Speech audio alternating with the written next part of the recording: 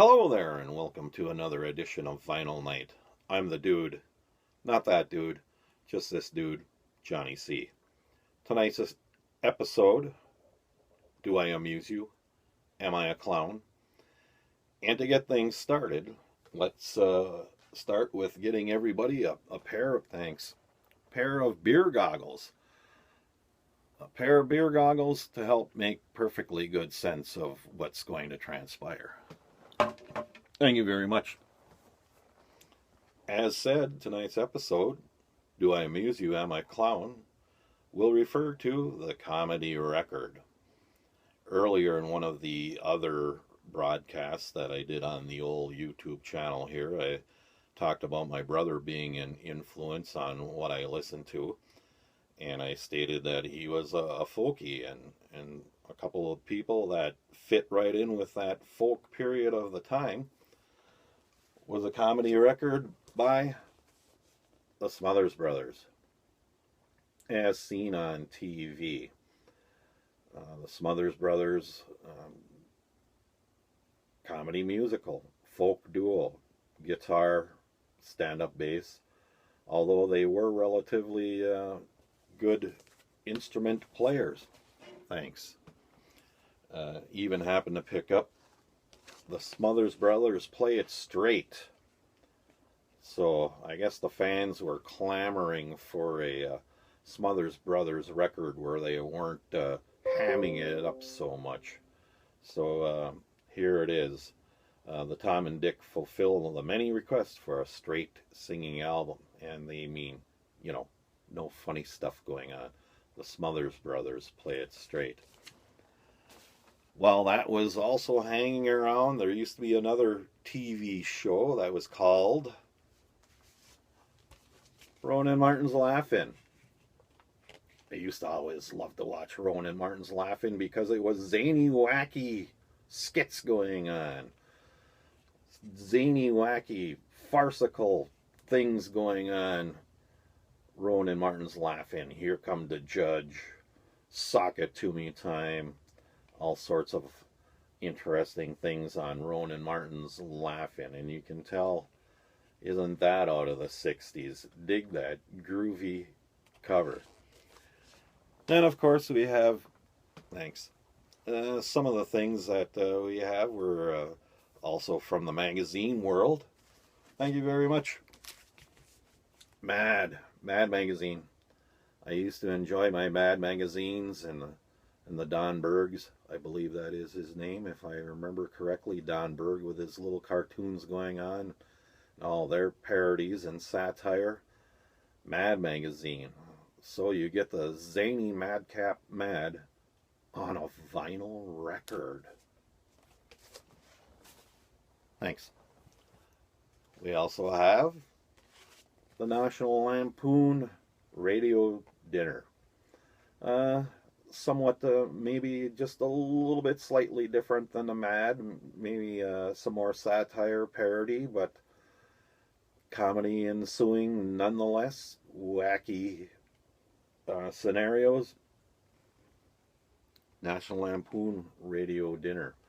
Love the nice thing about the records, right? Boys and girls with the gatefold cover, and you get the pictures and the experience, and isn't that swell?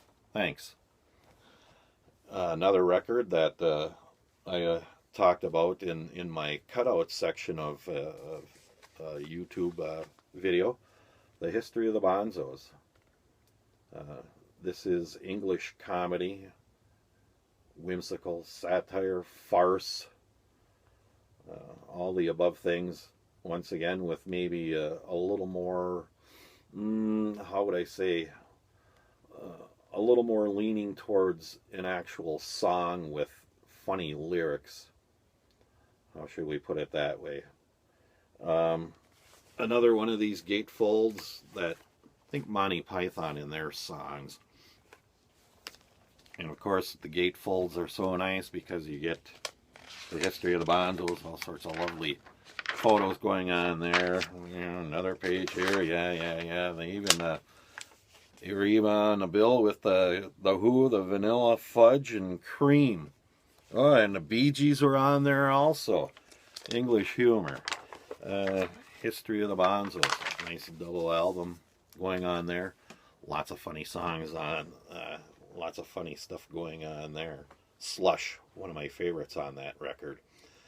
Then, of course, we have things that were maybe a little more, how would I say it, a little more skit comedy more than music-based funny songs, and that would be the Fire Sign Theater. I think we're all bozos on this bus.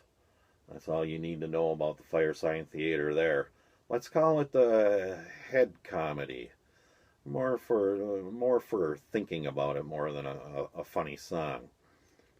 Although they did happen to do, excuse me, songs here and there that were part of the skit that was going on the record.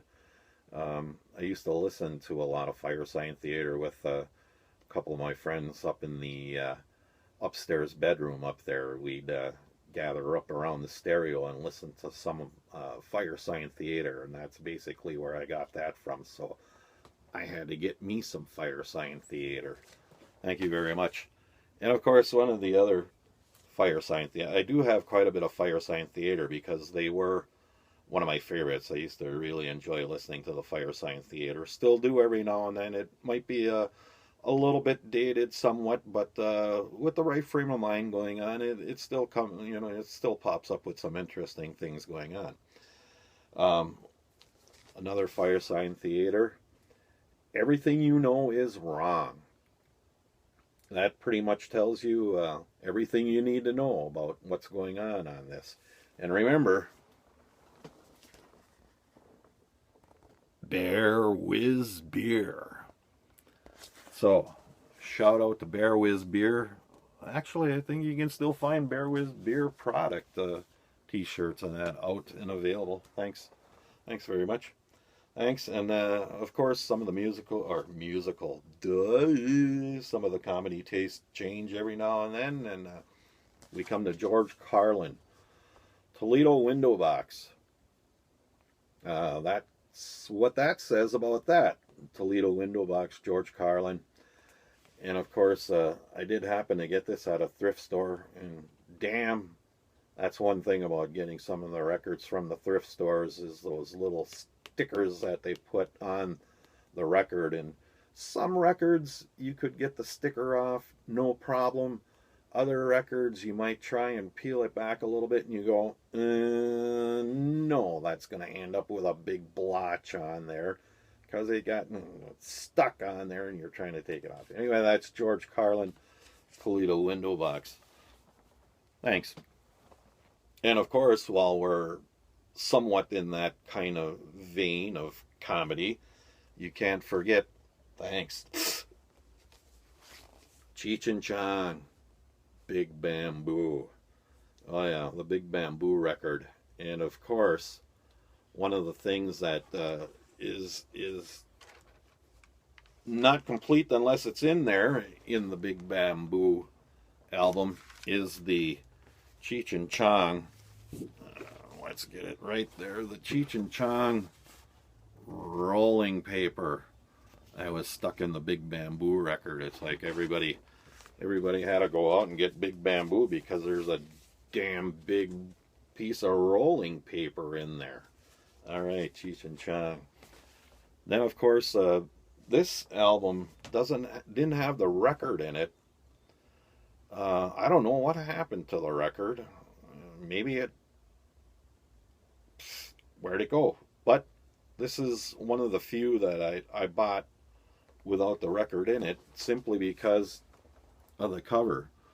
Now we have Big Bamboo there, swiping from the rolling papers, and now we have Bob Newhart doing his Beatles Sgt. Pepper's cover.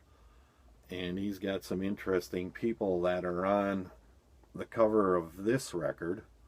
No record in there, but the album cover is worth it. And very closely, if you looked Where'd it go? Oh yeah, right next to the, very hard to see, but there's actually a Sergeant Pepper's record next to the drum there. So it's Newhart. Swiping from the Beatles for an album cover. Clever? Clever. Then, of course, speaking of swiping for album covers, we have Bob and Tom. That's the Bob and Tom radio show. A lot of people, I'm sure, are familiar with Bob and Tom, but if you aren't, check them out sometime. Bob and Tom. Stealing from Abbey Road. From the Beatles. Stealing from the Beatles. Well, I tell you, what's up with that?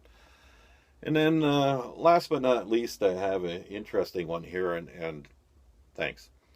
I have an interesting one here that I had to open this up because I had some trouble originally opening it up in the first place. It's like, how did this thing open again?